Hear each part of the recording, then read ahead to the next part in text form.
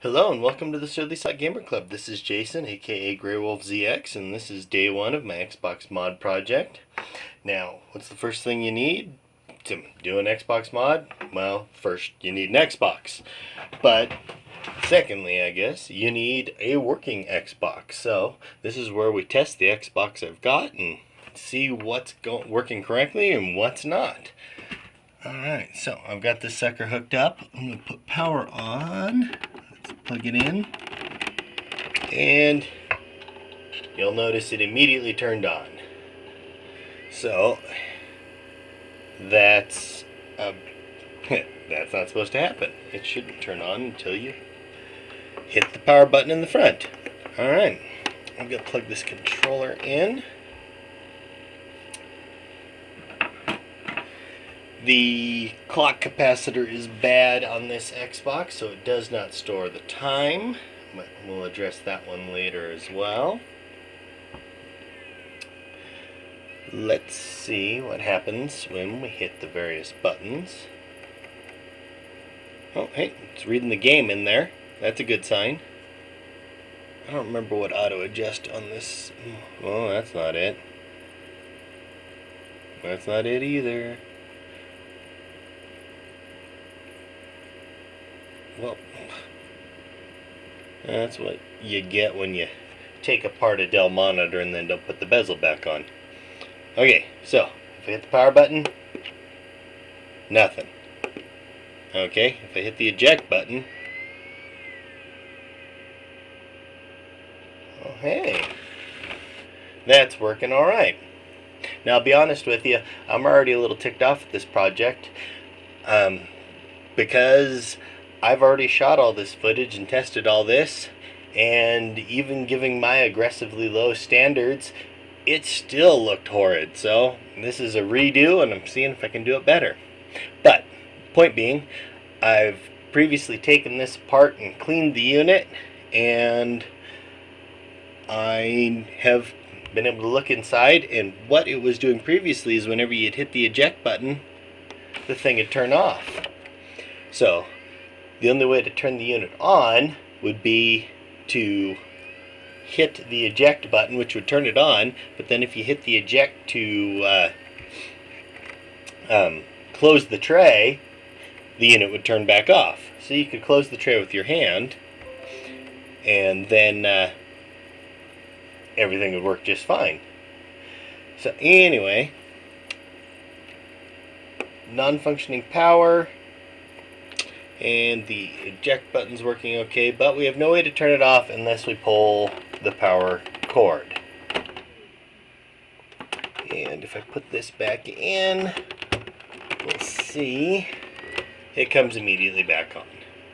And like I said, nothing on the power. The eject works, and because that, like I said, that clock capacitor I believe to be bad, so it should, once it finishes loading up here, ask me for the date and time again. Oh, wow, it actually saved it.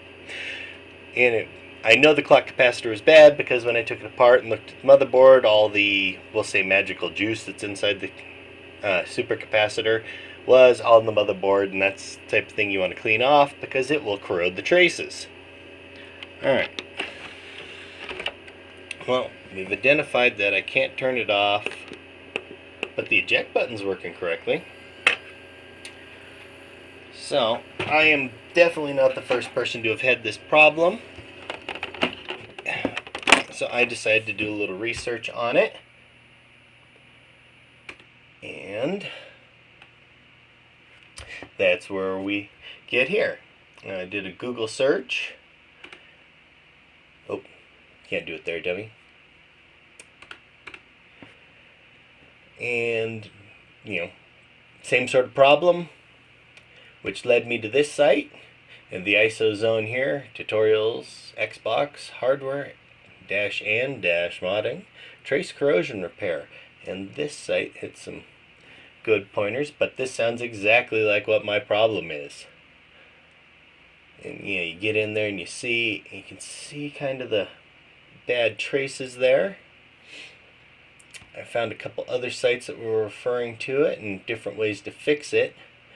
And so one of the solutions is to just jumper the bad traces entirely. And evidently this site got most of their information from this site here. And then I brought this up, but it's just a picture. But it's showing you where to jumper your wires to so that you can bypass the bad traces. Now, as a side note, this popped up while I was browsing, and if you ever see these, they're complete and utter BS. Go ahead, shut your machine down. I thought it was freaking hilarious. I've even let these guys, I had them call me once on the phone, and so I figured I'd play along, listen to what they had to say, and it was hilarious. They took me into the system event monitor and told me that all the messages in there were viruses, and that's why they were logged in the system event monitor, which, if you've ever looked in the system event monitor, it logs everything. You know, you turn the thing on, it logs it. You log in, that's all part of what it's supposed to do. So that was pretty hilarious. Anyway, point being, I learned that it sounds like I've got bad traces. So, I prefer this view.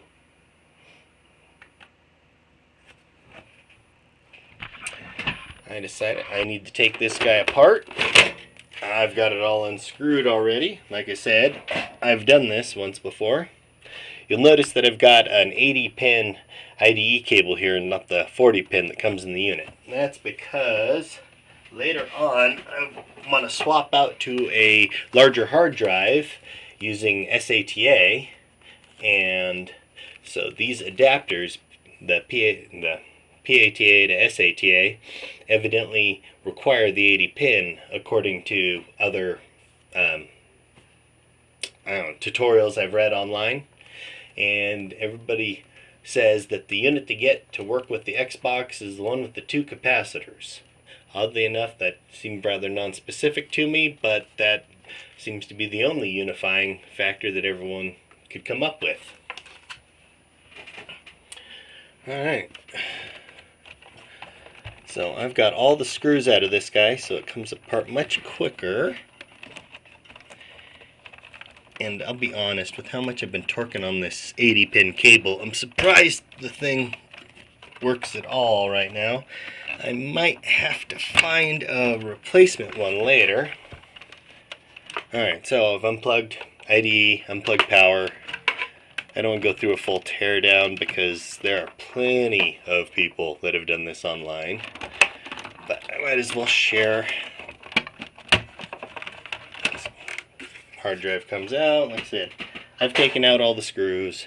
If you really want an in-depth teardown, there are plenty of videos on YouTube. Let's pull the IDE out of the back of that guy. There we are. Lift out our DVD drive. And I'm going to take this cable off, all this stuff off the motherboard, which is also currently not screwed in. I did remove power. Good.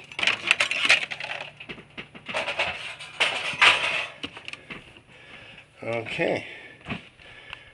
To be able to pull this out, I'm going to have to pull that out of the back there. Just a word of advice: if you're taking yours apart and you've got all the screws out of the motherboard, which are, you know, all these little spots here, you have to take these two out as well that go into this back AV connector. They actually do screw through into mounts, so it looks like they're just to hold the connector to the motherboard, but they are structural as well. I'm going to pull the power here. Come on. There we go.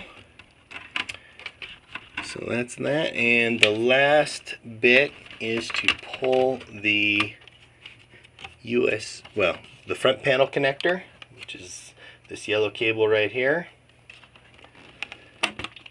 It would be great if I showed that as a larger view, but that camera's not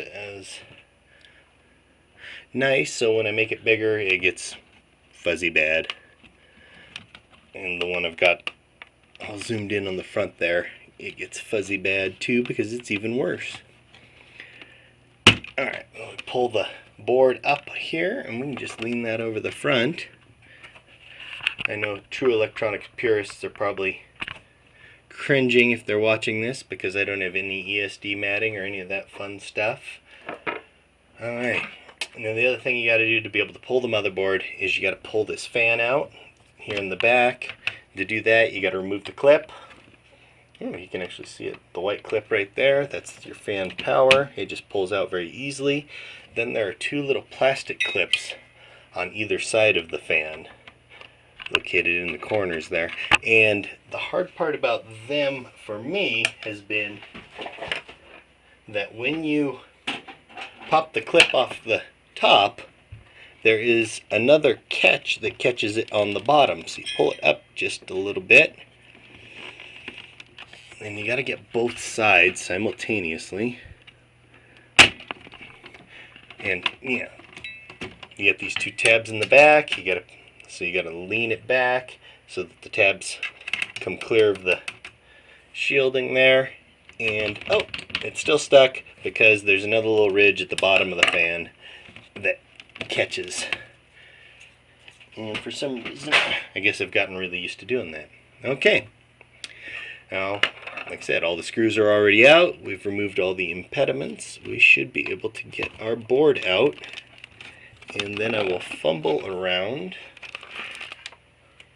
with showing you the bad traces. Oh, look at that. The screw loose in the case. Who would have thought? My screw pile's just off camera there. Alright, here's our standard motherboard. The traces are visible from the bottom side here, and they run up on this side. Now, that earlier view I showed you, we're going to go back to that. I call this macro mode. The one thing this little camera does do is it can be set to focus and tight. Of course, the lighting's always a problem with this. Whoop, move too fast. Okay. And when you're standing on the cable and trying to do this by hand, that doesn't help. Okay, so there's a USB pin out. Let's start here and we'll move slowly across. This is where the front panel connector hooks up. You know, this is the bottom side of that, and you come across, and here's where your traces start. That R3 V3. I do apologize about the quality on this. I've tried all the cameras I've gotten. This is the best I could do. So I'll move along until we get to something interesting, and then I'll slow down so that it gives it a chance to focus. But you can see those traces, they follow along the front here, ever so blurrily. And when we get over here, right about the 6, if I can get this to focus in,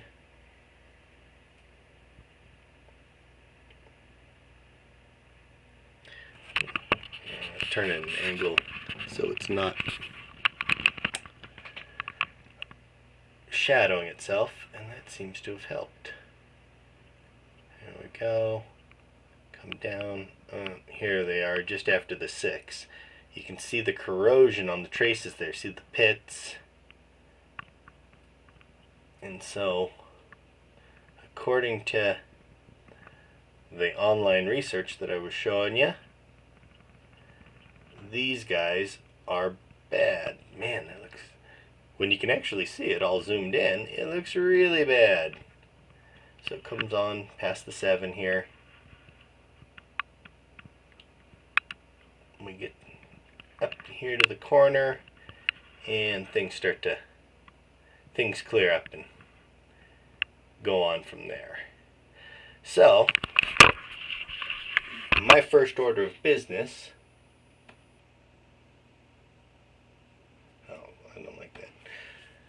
Go back to this poor one. There we go.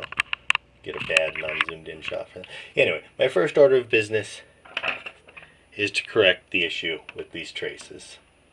And so I am going to use what's called Cano wire.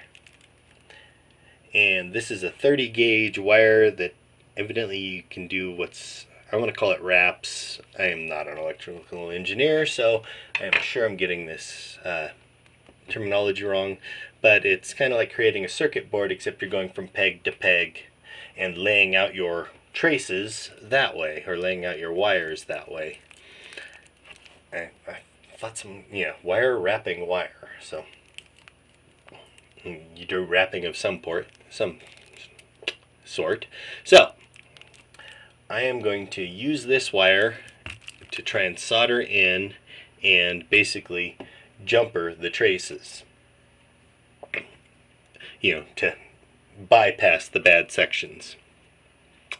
I would prefer to follow the actual traces, and there's some, like by this R3V3, there's some little vias there, which evidently you can, solder one end of the wire in, and then if you come all the way back over to here,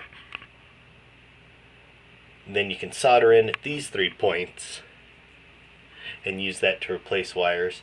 And that idea feels better to me, but I think I might just be making it way too tough on myself, and it might be simpler to just do what the web pages were showing, which is to go from your front connector here,